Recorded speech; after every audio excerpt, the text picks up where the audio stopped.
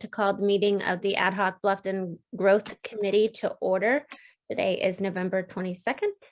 The first item on the agenda is the Pledge of Allegiance.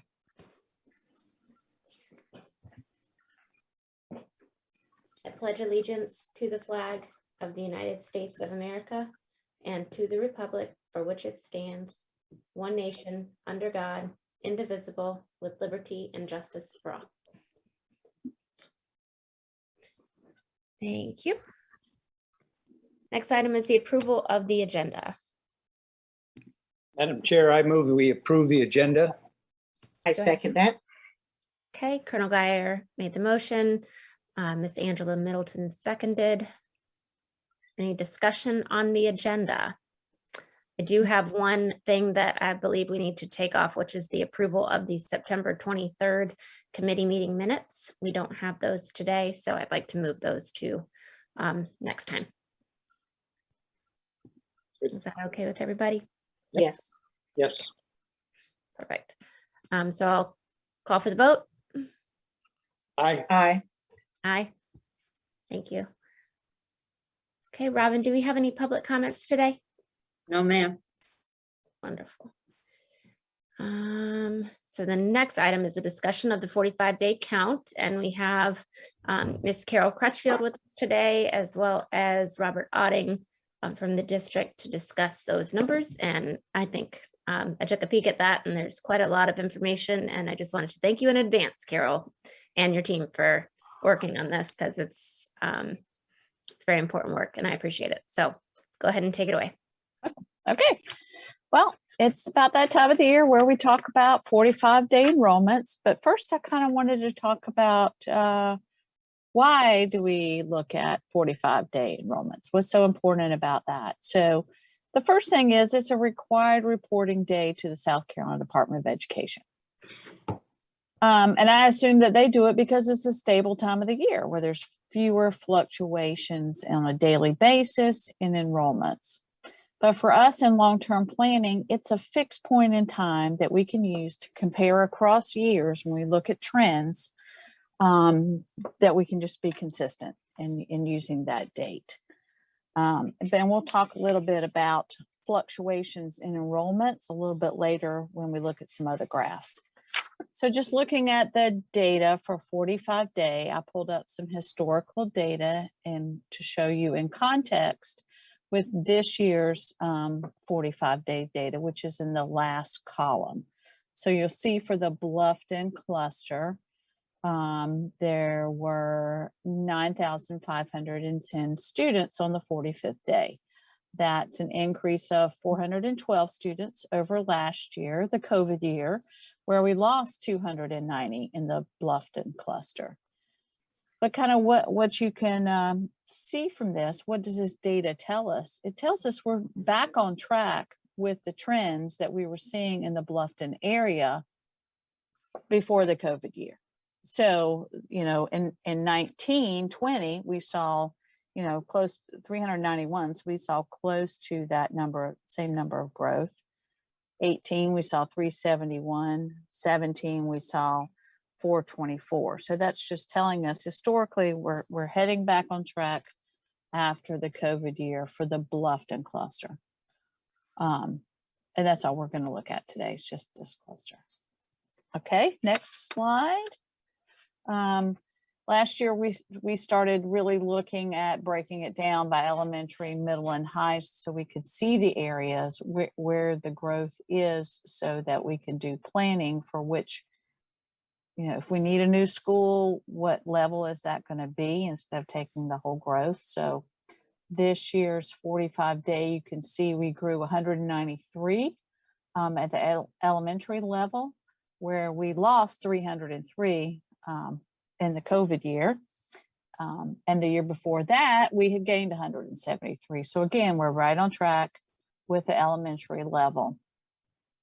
Middle school level, we grew 62 this year, where we had declined 17 the previous year. And the year before that, in 19, we had grown 201.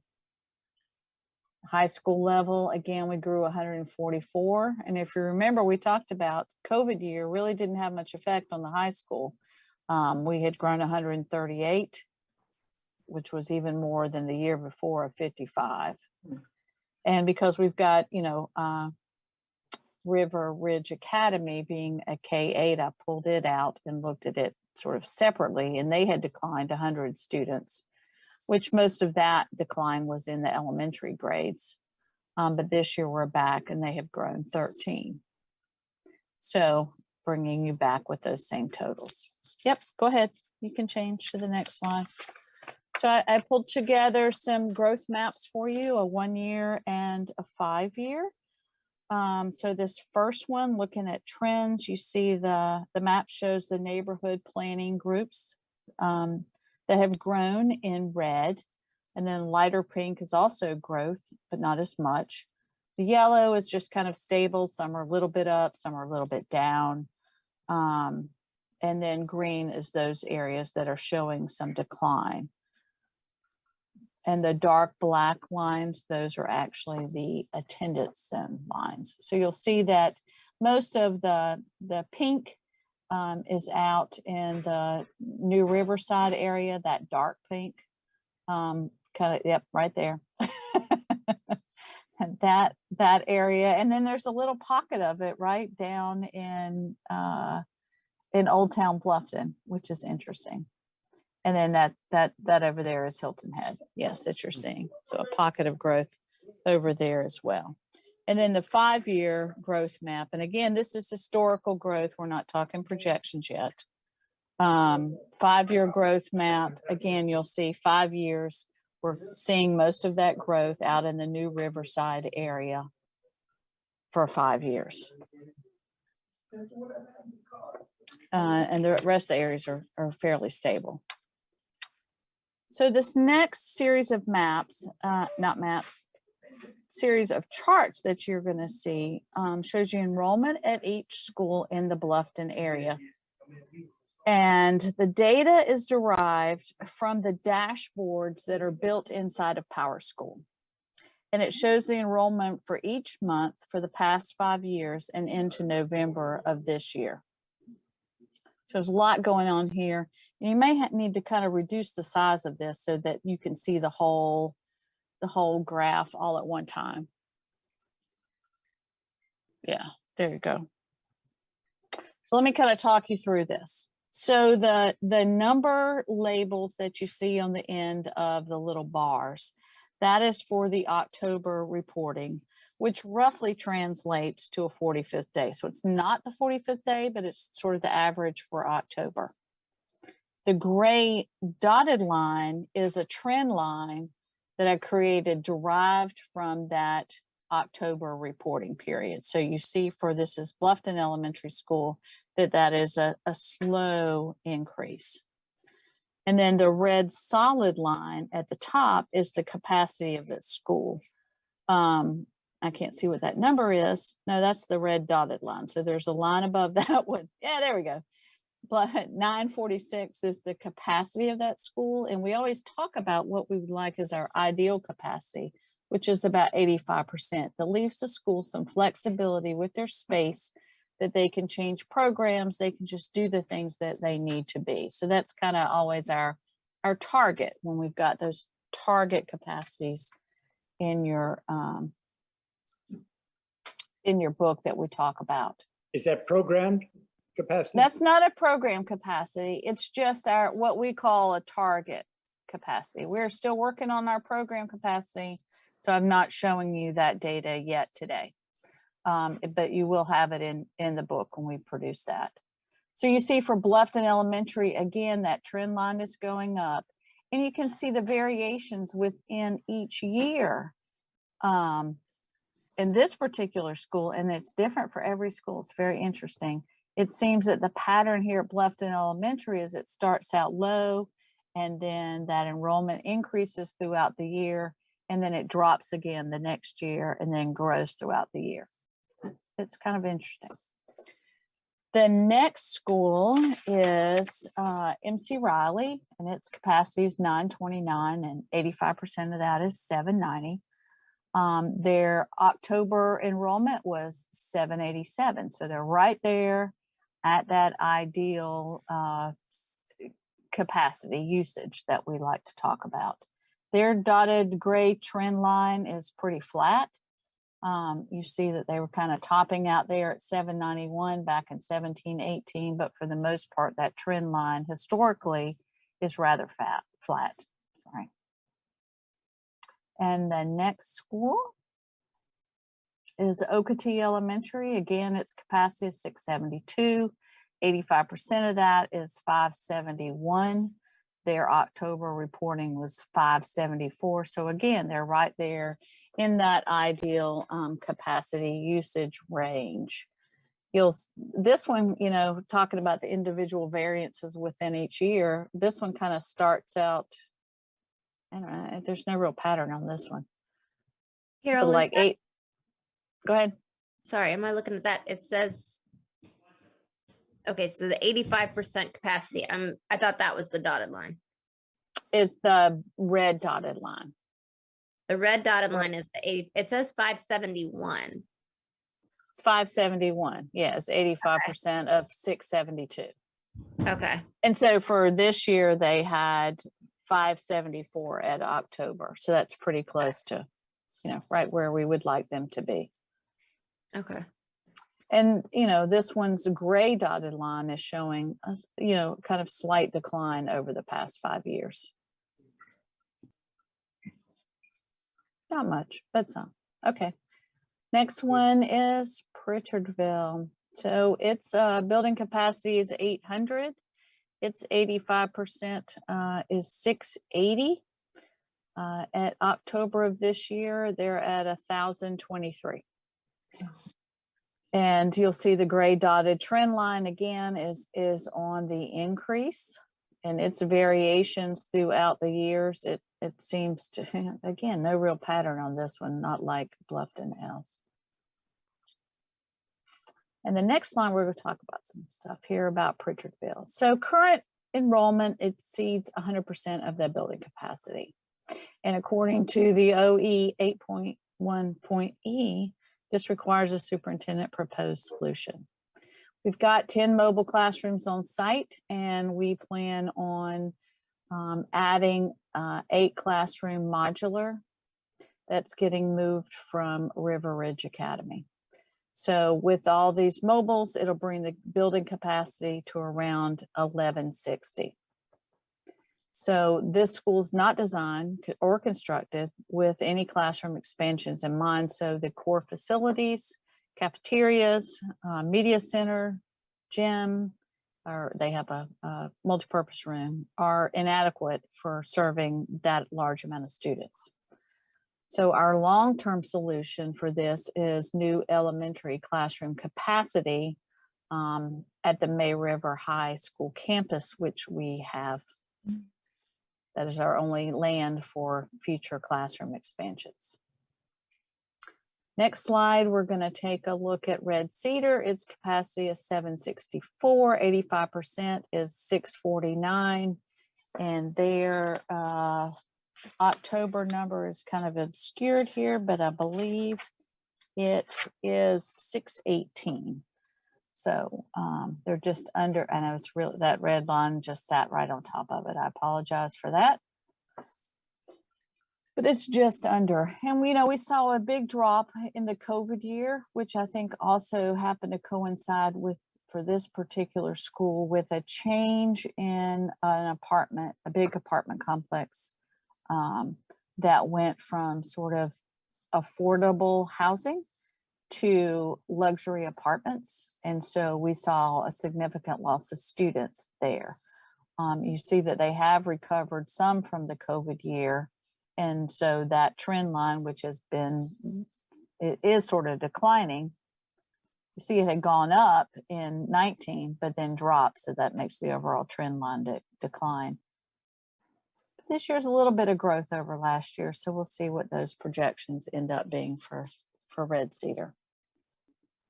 And then River Ridge Academy, we added the classroom addition. So you see that jump in the red capacity line up to 1333, and its 85% is 1133. And this year they had 1113. So they're very close to being right there again at their ideal capacity. Next slide is Bluffton Middle. Again, capacity is 1035, 85% is 879, and this year's was 880. So again, they're right there at their kind of ideal capacity usage, and their trend line again is on an upward trend. H.E. McCracken, their capacity is 909, 85% of that's 772. This year at October, they were at 960. And you can see from that gray trend line, it is steadily increasing because again, that serves the new Riverside area, which we saw from the maps is the area that has historically been growing. And then the next slide, we'll talk again about, again, this requires a proposed solution.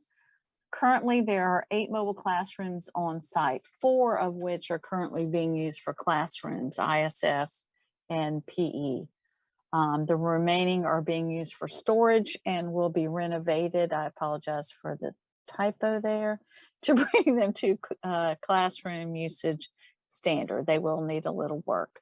So that will be a total of 8 mobiles that can be used there by the end of the year, adding a capacity of 160, bringing that total capacity to 1069.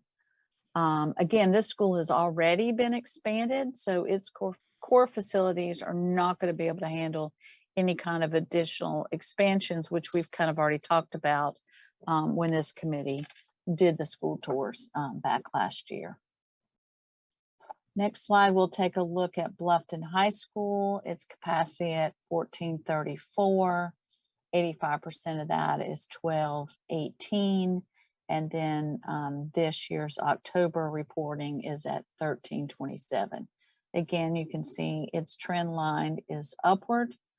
The drop that you see back in between 1617 and 1718, that is really due to the opening of May River High School, where the students were allowed, the seniors were allowed to stay and complete their senior year at Bluffton High.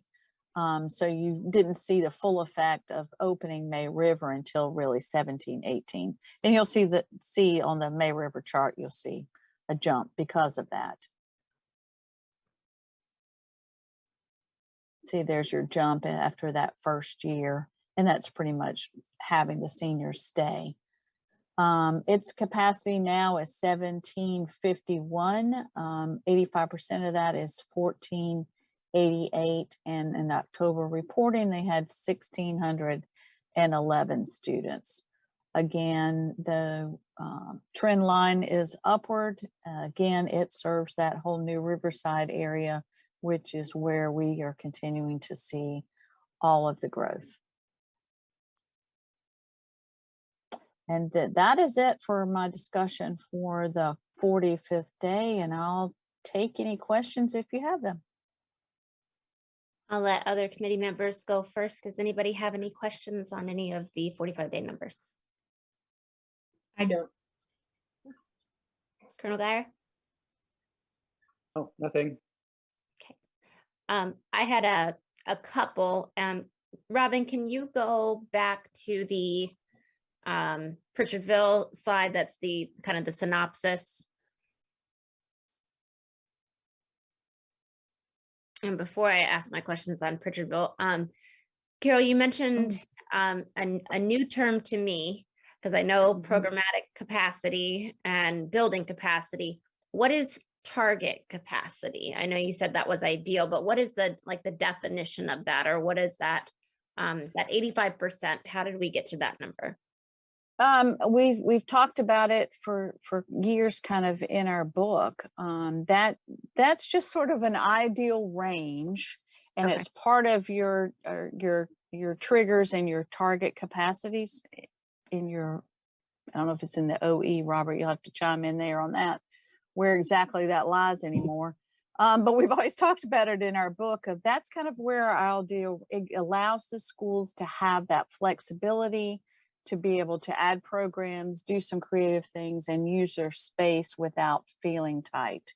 So it's kind of Um, like the in-between of program capacity and building capacity. Right. So it's not a calculated Right. program capacity, which we are going to complete and show that to you. But it's sort of a way of having a program capacity of, it's nice if everyone's 85% usage of the building. Go ahead. Thank you for that. And then on Pritchardville Elementary, I've recently been doing some site visits, just because that's my area. And so I went to Pritchardville and also McCracken recently, and I was able to look at the mobiles at Pritchardville. So I wanted to ask about the additional 8 classroom modular that's proposed, because I know that I'm not sure how many of their current ones they're using, and if this is a swap out for a different type of modular that's maybe bigger. Maybe Robert can speak to that. So, yes, what I can say is the plan was to leave the mobiles there that are existing and bring in 8 additional. So it wasn't swapping out. I know there's been some conversation there about that, but quite frankly, with the growth you're seeing at Pritchardville, I don't feel comfortable, removing any mobiles that are already there. We're going to bring in the 8 classroom modular, which is actually currently at River Ridge Academy. And we're trying to finalize the location on the campus where we're going to put it right now. Okay, so because I believe they have 2 different types there presently, is Yes. that correct? Okay. So they currently have 1 6 classroom modular, and then they have two classroom standalone mobiles. And I believe you're right. I do not believe they're using all 4 of the classrooms of the standalone mobiles. And so the ones that we will be bringing in are more like it's pretty much a replica of that 8 classroom modular, except it has 2 more additional classrooms. Right. It's my understanding that the single classroom or the double classroom ones are difficult to use, just the size of them. And so I don't know if that's why I asked about swapping out of those, because I knew they weren't using them. And my concern is that they'll still sit unused. I mean, perhaps they will have to push into them, but I know that they were not ideal right now. So I don't know if they'll be, ideal in the future. So is there any discussion about swapping those out or making that be the space for the additional 8 and maybe making that 10? Well, I know there has been some conversation about that. I mean, the problem is just the overall cost to move these. Once you move them, you'd rather not move them again, and especially if there's a possibility of usage down the road. Even though I know that they are not exactly the same size, they're smaller size, so they're not as optimal as a full-size classroom or even these modular classrooms. But as that school continues to grow, I'd hate to spend the money to move those out of there when they're already set up, they're already ready to go, and they may find use as that school grows to actually use those spaces. For smaller program kind of Right. things. So if they've got pull-out programs or those kind of things, that's sort of the reason that will still allow them that flexibility to put those kind of programs out there. They are a small square footage footprint, so it's kind of hard to put 24 kids in there.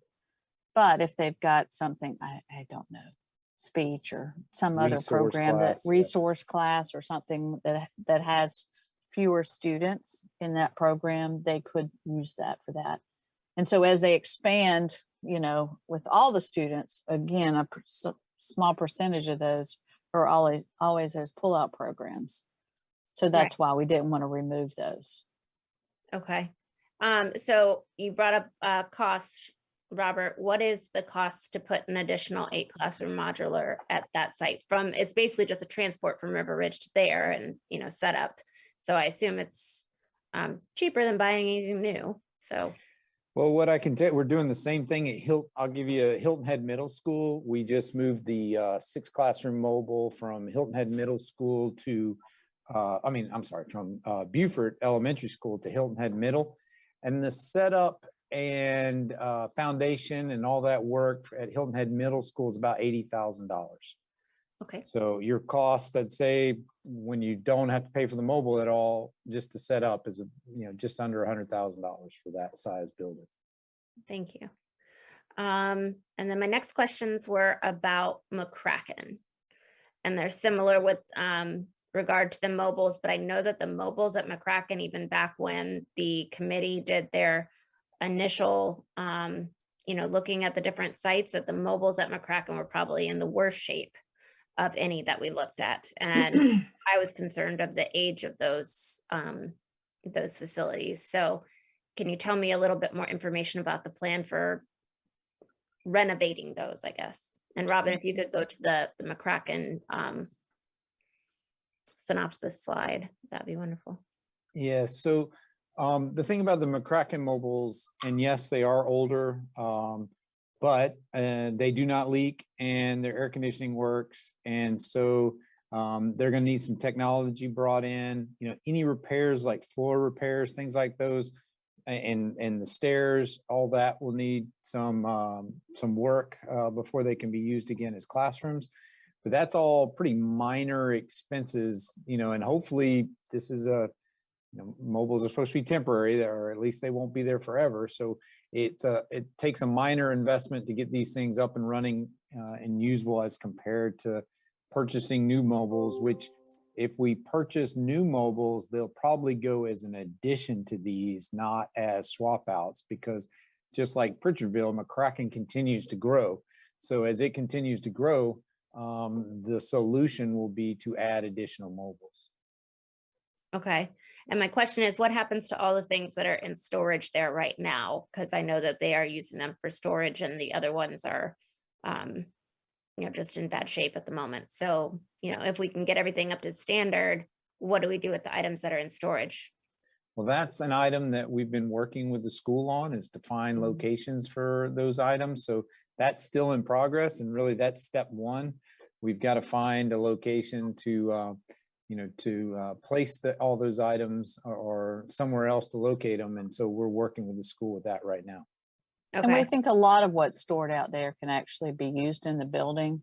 We talked about doing some desk swap out for ones that were, older, sort of broken, replacing them with a lot of some that were out there in the mobiles that are in great shape. So yeah, that was going to be my last question. Was there was mentioned that there was a lot of furnishings that they had that were not being used and that were being stored at one point, I think on the stage or something, and then I'm not sure where it is now, but there was conversations about that there's some furnishings there that may or may not be of use to them. So if it's taking space, I think and he's got a classroom on the stage now. Most of those things are out in storage, and there's some other things that just can be removed. So we're working through a plan on that.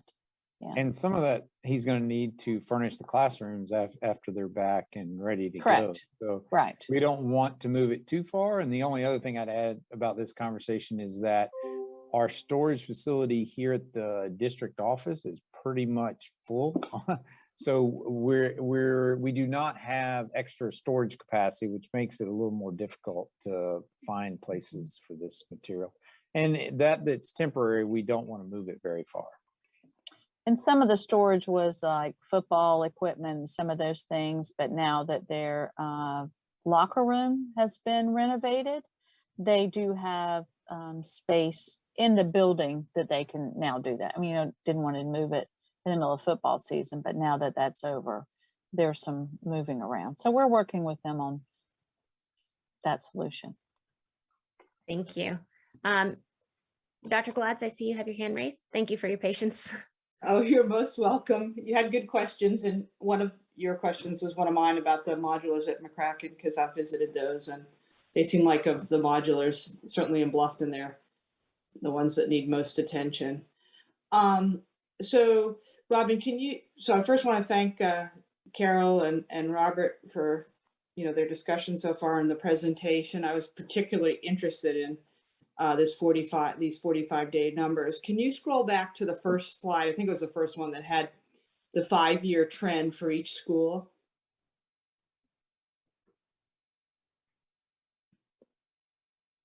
That's like the second slide. Go back. Yep. Yeah, there it is, that one. Okay. So what did we learn from this analysis? I think we learned, one, that last year's drop has already corrected to pretty much the trend that was preceding that by several years. So I think last year was sort of, I guess you'd say, an anomaly or an outlier. So the growth definitely continues to be in Bluffton. We can also see that the middle schools and the high schools have this just, continuous growth. The elementary schools are a little more variable. Definitely Pritchardville is the one with a lot of growth. We see less growth, like you mentioned it, for example, at Red Cedar, where a nearby apartment complex changed from, I guess, affordable housing to more luxury style apartments. So it's already been mentioned in tonight's meeting that it looks like an elementary school will be needed out there by where the growth is, that is out there on New Riverside, and could be put on the campus of May River High School. I know, Robert, at some point, I think you were quoted in the newspaper as saying we already needed an elementary school years ago. Any more thoughts on that? Like the timeline, et cetera? For me, the trend lines you're seeing in the growth is that, yeah, as soon as we could build one, we could, it'll be, depending on the size, we'll come close to filling it up as soon as it's built. Yeah. Because, as I've told you before, as soon as the board, as soon as the money's available and we're given the go ahead, we're 2 years out at a minimum. So right now, we're not even talking about going ahead because there's not money available. And we're not doing design work or anything to get ahead of it. So we're at a minimum now 2+ years out. And I know Carol will be showing the projections when we come out with the 5-year plan here in January. And so at that point, it'll be easier to have that conversation about what we're looking at 2 or 3 years down the road for elementary in Bluffton. Correct. Yeah, and I think it's important that the public knows that it was not included in our current referendum that was passed in 2019. No design work for that, no elementary school. So that's something that we've got to incorporate in future referendum. I would agree. Yeah, okay. But thank you. So I'm finished with my questions. Thank you. Mr. Smith? Thank you. Did I hear Mr. Allen say that it was $80,000 to move those mobiles and get them set back up? Was it $80,000 you said? I did say that the mobiles that we just moved from Beaufort Elementary to Hilton Head Middle School, yes, the setup is $80,000. But we still own. Do we still own those mobile units, or what's the? Correct. That cost is just the cost for setting up the foundations that are required for mobiles and bringing the utilities to the mobiles. So that cost does vary from site to site, depending on your distance away from water lines and electrical lines and things of that nature. But I was just giving that as one data point that we just recently finished pricing was the cost for the mobiles at Hilton Head Middle School, which is similar to what we're talking about doing at Pritchardville. Got you. Thank you. Thank you, Mr. Smith. Colonel Guyer? Thank you, Dr. Wisniewski. Robert, it looks to me like we're going to need to do the same thing we did with the extensions to May River and River Ridge. I think if we're looking at a referendum in November 2023, that January 2023, We need to have a vote to use 8% money to do the design work like we did for the other two extensions. So when we pass the referendum in November 2023, in January 2024, we can break ground. Now the discussion has to be now whether that is a elementary school or a middle school. And I see it's on the agenda for talking about later on, but I think that's the time frame that we're going to have to look at.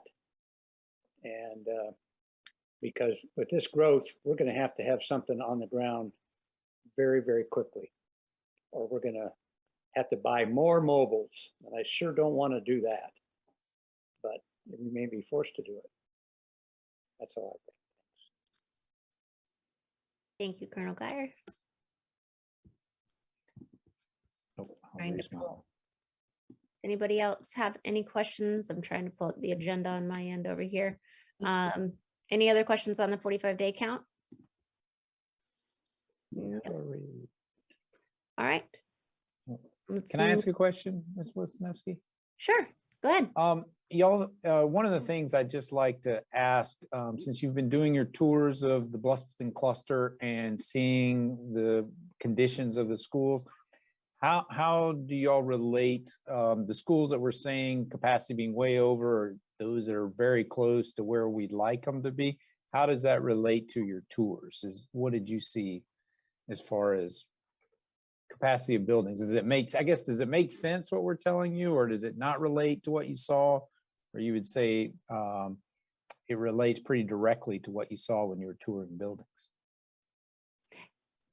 Well, so most recently I've done tours of McCracken, Pritchardville, and a handful of others. But since those two are huge points on here, I think the mobile conversation is going to be a very big one. Just making sure that those, obviously parents do not like mobiles. I personally don't like mobiles either. They're not ideal. So I think making sure that the conversation surrounding the mobiles addresses all of the concerns about safety and security and, smells or what they're being used for, and the ability of students to use those, as a great learning environment, then I think that that's probably going to be the main crux of the conversation. But I agree that, this falls in line. The numbers all kind of jive with what we've been seeing and what we thought might happen. So Colonel Guyer, Angela, or Dr. Gwads? I agree with the conversation about safety, especially with the elementary students and mobiles. That's a big conversation anytime you visit.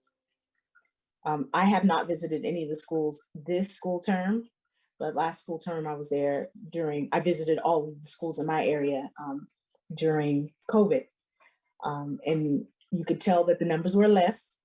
But I know I agree that for the longest time, we've needed an additional school, especially in New Riverside. That growth is exponential.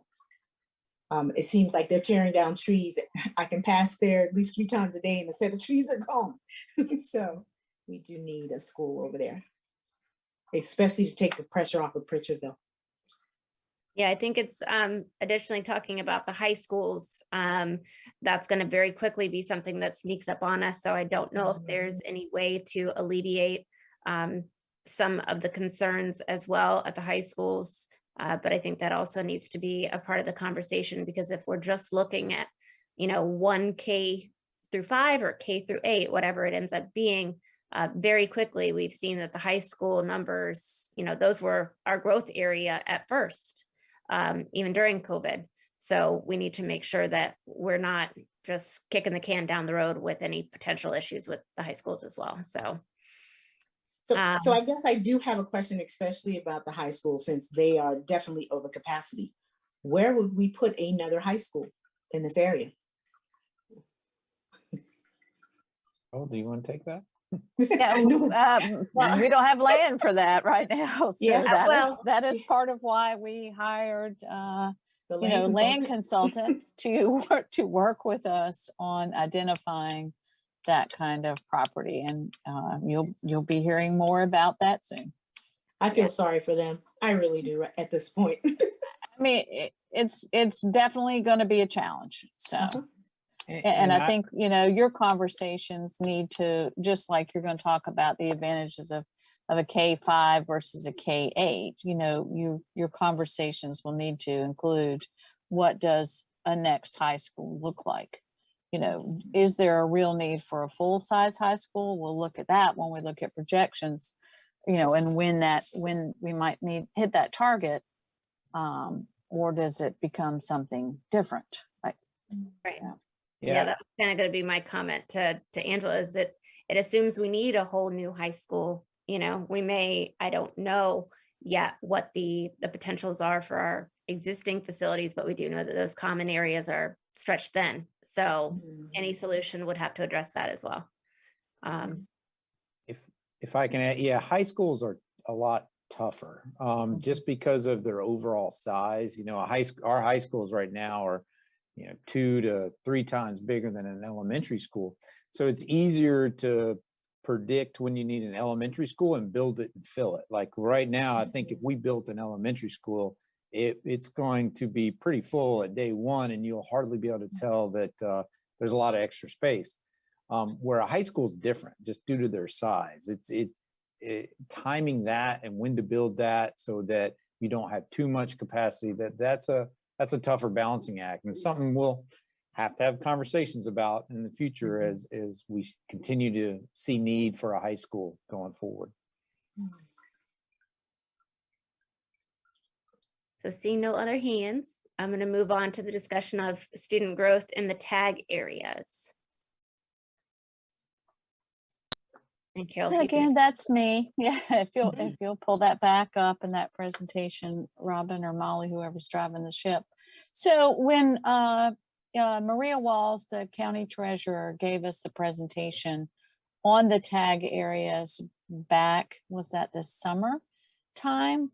One of the things that kind of popped in my mind was, I wonder how that relates or correlates, or does it, to student growth. So if she's seeing growth in number of new accounts for both residential and commercial, are we seeing similar patterns of growth in those areas for students?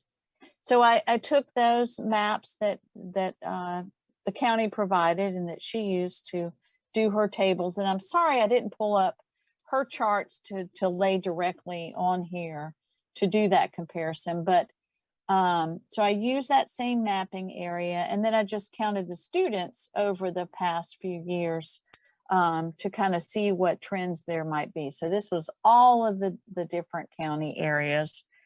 And for the most part, what she was seeing in almost every area, if you'll recall, is that there was growth. There was growth in those numbers. But for student growth, we're definitely not seeing that same pattern.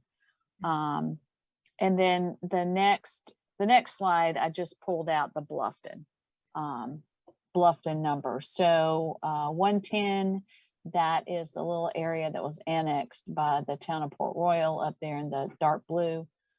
600, that relates to the counties, the area in the Bluffton, greater Bluffton area that's in the county. And then the green is 610, and that is within the town of Bluffton limits. And then what's the other one? 650, that's the little area out there by Sun City that's actually in the town of Hardyville. So the only one we're seeing real growth in that relates to student growth is 610, those areas that are within the town of Bluffton. So this was just my little, I wonder if they correlate. Well, it didn't exactly have the results I thought we might see. But we still are showing growth certainly in the town of Bluffton area that correlates back out there to the all of the new Riverside area and all the developments that are in those PUDs that we monitor all the time. So I promised you the data that we would take a look at it, and here it is. And I'm not sure there's a whole lot to glean from it, except that some of the indicators that people like to talk about, oh, we're growing, do not always correlate to student growth. That's my takeaway on this. Any questions from anybody on the tag areas? Nope. Okay, so I'll move along. Thank you, Carol, for that. Yes. Appreciate that info. So the next item on the agenda is discussion on the advantages and disadvantages of K-5 or K-8 schools. And I believe we have Miss Ashley Hutchinson from our instructional services department to chat with us about the advantages and disadvantages K-5, K-8 schools. This is just in preparation of the potential of a new elementary or elementary/middle school in that New Riverside and May River High School area. So Ashley, can you speak to us a little bit about those two different types of schools, the academic benefits of either or? Sure, I can talk a little bit. I know Robert and I discussed a little bit earlier today with Dr. Stratus some advantages and disadvantages of the K-5 or the K-8 school. So currently River Ridge Academy is a K, or actually a pre-K through 8th grade school. And then, you know, most of our elementary schools are K-8. And then we also have early learning centers. So you have to keep that in mind as well. In the Bluffton area, most of our early learning centers house pre-kindergarten, kinder, and then sometimes up to 1st grade. And then sometimes, it's just pre-K and K, depending on where you are in the grade structure. There really are advantages to all, there's pros and cons to every way that you structure an elementary school. It depends on, and Robert and Carol can talk a little bit more about this as well, but whether you're trying to keep smaller class sizes or you're trying to keep, a certain grade span in a school, depends on what philosophy the district really wants and what direction they want to go in. Carol, do you want to add anything with that, or Robert?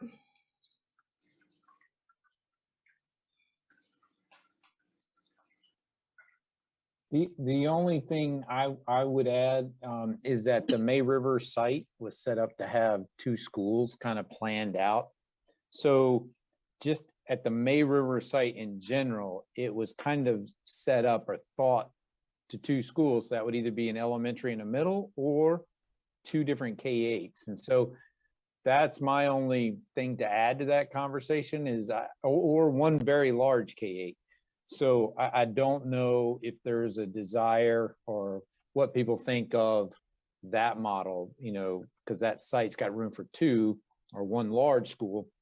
Is it better to go the elementary, middle, or 2 different K-8s?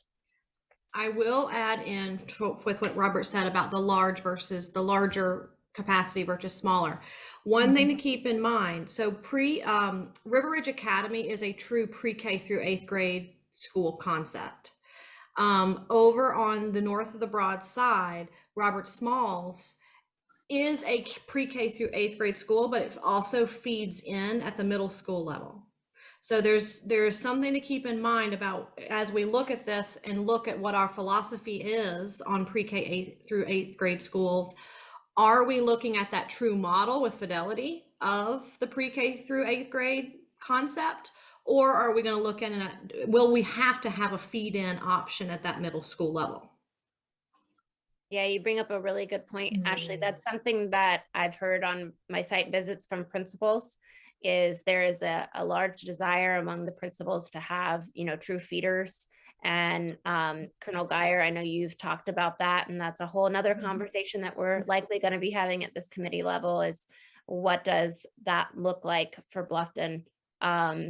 And just personally, if I'm thinking about, that site at May River, I think that having it be pre-K through 8 makes the most sense, just because I know that the pre-K program in Bluffton, that there's so many that would love to be a part of it if there was more availability for it. And obviously getting a hold of them at that pre-K age, we've already talked about it at the full board meetings before, having them with us from that very start and on through is so beneficial for them academically. Colonel Dyer? Yeah, I've taken a look at the feeder model at Robert Smalls, and I've taken a look at Riverview, which is a pre-K through 8. And there are significant cultural advantages. And I would say that's what I've been impressed with, that Riverview has the 8th graders really working with the kindergarten, 1st grade, 2nd grade. And it's more of a family, big brother, little brother, sister, that has some real advantages for both for the younger kids and for the older kids. They tend to mature a little faster when they have to become role models for younger kids.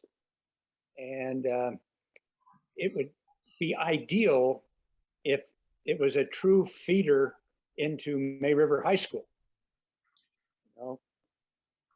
Logistically and culturally, that would be, one super campus really of a super good size K through 8 and May River High School together. I think from an educational standpoint, I see more advantages that way than with 2 elementary schools. But that's, I don't know if there's any research that supports that intuitive view on my part, but I think that should drive what we decide. It should be what research says academically is the best configuration for that. But one thing I hope is that we don't reinvent the wheel. As we've got some pretty good plans for both elementary schools and for pre-K through 8 schools, and that we don't try to be slick and make something different, that we can take that footprint that's already been proven, maybe the Robert Smalls, and just put it over there. That'll save us some design money. It'll save us, or maybe it's a River Ridge footprint and design. But whatever we do, we're going to have it figured out in January 2023. Ms. Hutchinson? So 2 things that I want to keep us in. So talking with previous principals from Robert Smalls International Academy, they do struggle with the concept of those middle schoolers then feeding in. So it does take away from the pre-K through 8th grade concept when the middle schoolers or some middle schoolers then feed in. That is just some feedback that I have had with some of the principals that have been there. So I completely understand that concept. What we want to look at as for a district is that pre-kindergarten piece as well when we talk about this. So as a district moving forward over the next few years, we have, as a district, we've always kind of talked about that pre-K for all model or concept across the district. And some of you heard from me a few months ago about over the next few years raising that bar to then begin taking the children from the 70 to 75th percentile and below. And then eventually we gather data of where we are with the 75th percentile and below and see if we want to make that next move for pre-K for all or not, or stay with the 75th. Keeping that in mind, You've also got information coming down from the Biden administration of he is really wanting to expand that 3 and 4-year-old access to early childhood education. We don't know what that's going to look like over the next several years. We don't know if bits and pieces will come down from his administration or all of it. When we go to a pre-K for all concept, just like when we went historically from a kindergarten half-day concept to now we're all serving all full-day kindergartners. Pre-kindergarten was created to, once kindergarten, all students went to kindergarten. For the intervention process for 4-year-olds to catch up to their same age peers by the time they get into kindergarten. If we as a district eventually get to that place where we say we want to provide that pre-K opportunity for all, we're going to have to start looking at 3-year-old intervention programs because history repeats itself. Okay, so pre-K for all gives an experience and an opportunity for early childhood education. We then no longer use pre-K as an intervention. Okay, so then the intervention will have to be the 3K programs. So a few months ago, or I think last year, I think that the same committee where we talked about that we're going to need additional early learning centers or room to serve those pre-K or pre-K3 children, as well as incorporating several Head Start classrooms in the Bluffton area to serve also as an intervention. So as we're talking about this pre-K through or kindergarten through 8th grade concept or adding elementaries, keep in mind with that next referendum, if that's the way that we want to go as a district to serve more or expand early childhood buildings are what we're going to need as well. Thank you for that. And I completely agree with you. So that kind of, as we talk about the May River site, then it appears to me that we also need to be talking about, I mentioned the high schools as needing potentially something there to alleviate their overgrowth, but then also to loop in the early childhood component and the PK part of the conversation. I don't know what that looks like right now. I would defer to Carol and Robert and you, Ms. Hutchinson, with your expertise on what the district thinks that looks like and the best places for those centers to be. But also in part of that conversation, keeping in with the true feeder school pattern and making it holistic is essentially what I'm getting at.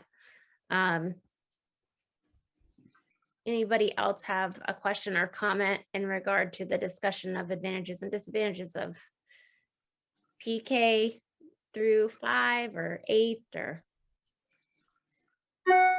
I have a question. The May River campus, can it hold an early childhood development center and a large K through 8 school?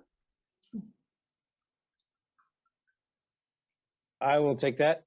Yes, when it actually was laid out to have 2 full-size schools and then also have at the front maybe an auxiliary smaller service building, like whether it was a pool or county rec building or something like that.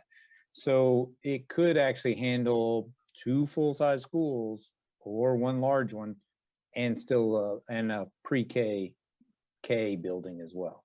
Okay. We have on that campus, so the whole property is 220 acres. Of that, I believe 120 is buildable and 80 is what we've built so far. So we still have 40 acres of buildable land on that property. Now, and what I raised my hand, I'll put it down, because one of the items I was going to say that we're going to have to look at, which we really haven't started, and it's kind of raising its head, is the traffic issue. We may be able to build these buildings, but to support them with the roads in that area is it kind of becoming something similar to Hilton Head's campus, where traffic kind of dictates what we're able to do because you only have 2 ins and outs. And the campus that we have right now are only the 2 drives. And if you're familiar, it's the second drive that you come in. there's the two ponds and you see kind of a road going off to the left. That is the direction of the new schools and where they would be located.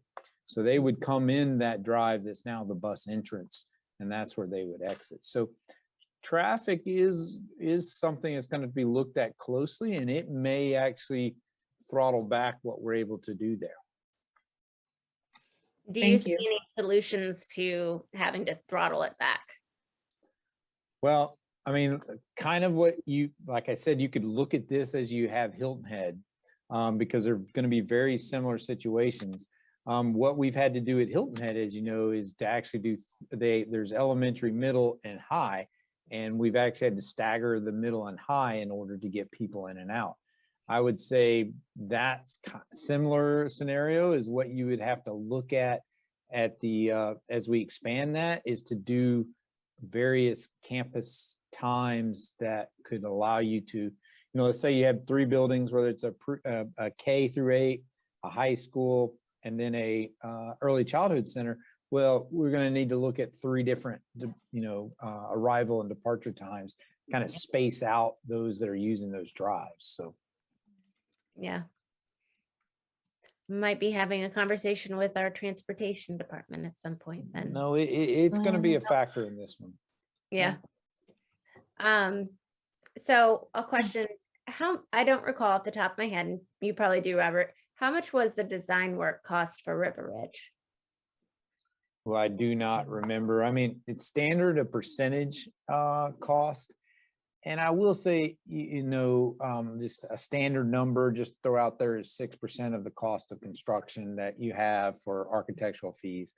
And that ends up being a pretty small percentage of the overall construction.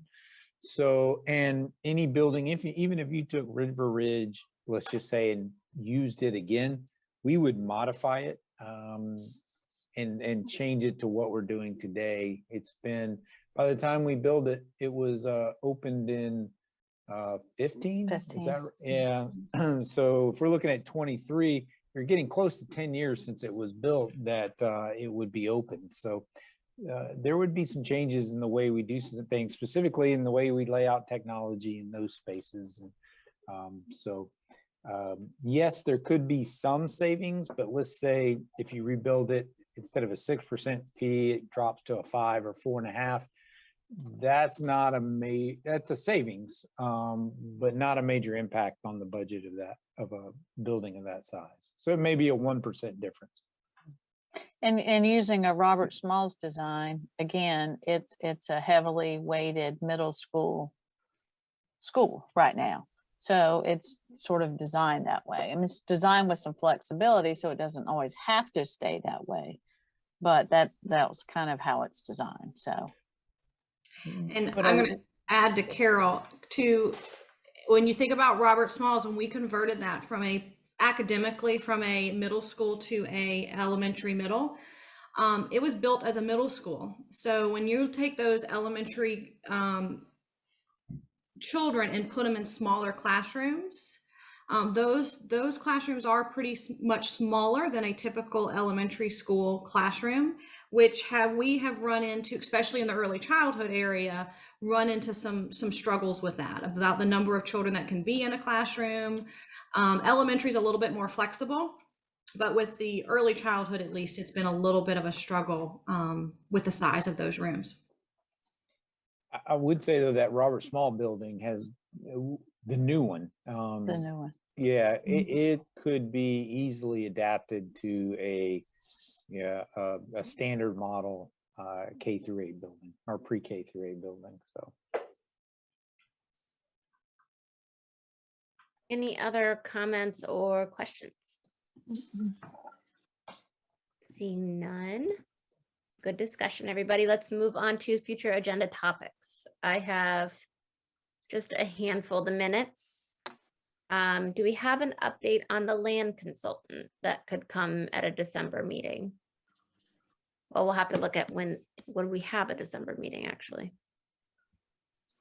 What day I are would we? ask, what would you want him to talk about yet? Yeah. I don't think we're ready yet to present anything. And so, it's one of those things, that it's kind of hard to project a month out when something's going to come up.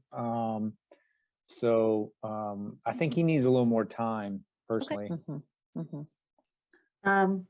Your December meeting would have been scheduled for the 23rd. Right, we're not doing that. The district office is open the 20th and the 21st.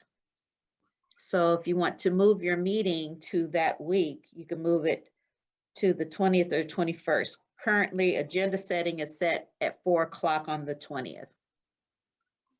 Okay. Mm. Sorry, let me move back here. Colonel Guy, did you have your hand up? Sorry. No, you brought it up. about the Okay. Real estate guy, so that Okay. took it down. I was going to try to get an update from the treasurer. I know there was some questions about, or she had said that she would come back and give an update. So I will have to reach out to her and see if she's available on either of those dates. I know since it's so close to the holidays, maybe, maybe not. So that was one other item I had. Anybody else have any items to go on, Robert or Carol? Well, The only one go ahead. okay. No, go ahead. The only one I could think of would be to reach out again to the town of Bluffton. They normally do a big report on growth in October, November. I have not seen that. It doesn't mean they haven't done it, but I have not gone out and looked for it. But that might be something, I don't know what their availability might be, but certainly we could reach out to them either for December or for January. Okay, perfect. So we'll try to get, we'll query their availability for, or if they have that report for December. And the treasurer as well, and then we'll see who we can get on either date, December or January, and I'll loop back, and Robin, if you can assist in helping me loop back to everybody and let them know the status of those things and whether or not we will do that the 20th date, as long as that's good for everybody else. Would 5 p.m. be okay, or is that too close to agenda setting? It worked out this time, but it is kind of close to agenda setting. 5:30? Yeah. Because that way, if agenda setting runs, if we run a little over, because we need a 15-minute turnaround. Gotcha. Yeah, well, we'll try to, I'm not sure what the outcome will be of either one of those. So we'll just have to query and see if what we can get on that date, and maybe put one on December and one on January. Ask them perhaps what they prefer. So we want to hold the 20th at 5:30. Yes, ma'am. Okay. Okay. Anything else? I see no hands. Can I get a motion to adjourn, please? Madam Chair, I move that we adjourn. Second. Okay, thank you, everybody. Appreciate it. Good night. Thank Good you. night.